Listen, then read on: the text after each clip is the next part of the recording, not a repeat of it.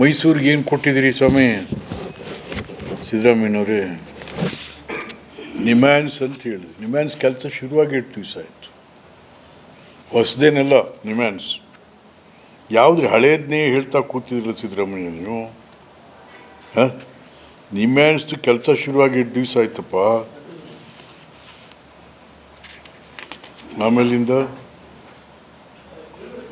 Bomb ನಿಷ್ಕ್ರಿಯ ದಳ ಇದೆ ಆಗಲೇ ಮೈಸೂರು.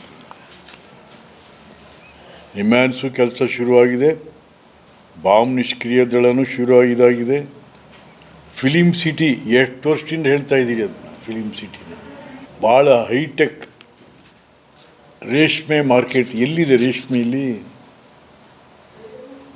ಚಾಮರಾಜನಗರದಲ್ಲಿ ರೇಷ್ಮೆ ಇಲ್ಲ ರೀ ಸಿದ್ದರಾಮಯ್ಯನವರು. ನಿಮ್ಮ ಸರ್ಕಾರದಲ್ಲಿ ರೇಷ್ಮೆ ಬೆಳೆಗಾರರಿಗೆ ಏನಾದರೂ ಕೂಡ ಹೊಸ ಇದನ್ನು ಕೊಟ್ಟು ಅವರಿಗೆ ರೇಷ್ಮೆ ಬೆಳೆಗೆ ಅನುಕೂಲ ಮಾಡಿಕೊಟ್ಟಿದ್ದೀರಾ? ಇಲ್ಲ.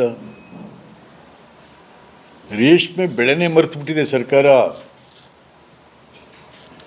It's an economical crop, commercial crop. ಅದು ರೇಷ್ಮೆ ಬಗ್ಗೆ ಏನು ನೀವು ಕ್ರಮ ತಗೊಳ್ದೆ ಬೆಳವಣಿಗೆಗೆ, ರೇಷ್ಮೆ ಮಾರ್ಕೆಟ್ ತಗೊಂಡು ಏನು ಮಾಡ್ತೀರಿ ಮೈಸೂರಲ್ಲಿ? ಸುಮ್ಮನೆ ಹಿಂಗೆ ಕಟ್ ಆ್ಯಂಡ್ ಪೇಸ್ಟ್ ಏನೆಲ್ಲ ಹೇಳ್ತಾ ಹೋಗೋದು. ತುಂಬಿಸ್ಬೇಕಲ್ಲಪ್ಪ. 178 ಪುಟ ತುಂಬಿಸಿದ್ರೆ ಅಷ್ಟೇ. ಪ್ರವಾಸಿಗರಿಗೆ ಏನು ಹೇಳಿದಿರ? ಅಯ್ಯೋ ಪ್ರವಾಸಿಗರಿಗೆ ಏನಪ್ಪ ಅಂದರೆ ಮತ್ಸ್ಯವರ್ಧಿನಿ ಅಂತ. ರಾಮ್ನೆ ಅದು ಬಜೆಟಲ್ಲಿ ಇಡಬೇಕೆ? ಒಂದು ಮೀನು ಹೋಟ್ಲ್ ಸ್ಟಾರ್ಟ್ ಮಾಡ್ತೀವಿ ಅನ್ನೋದು ಬಡ್ಜೆಟಲ್ಲಿ ಬರಬೇಕದು. ಎಷ್ಟು ಮೀನಿನ ಅಂಗಡಿಗಳವೆ, ಹೋಟ್ಲುಗಳವೆ, ಅದನ್ನು ಬಡ್ಜೆಟ್ ಹೇಳಿದ್ರೆ ದೊಡ್ಡ ಸಾಧನೆ ನೀವು.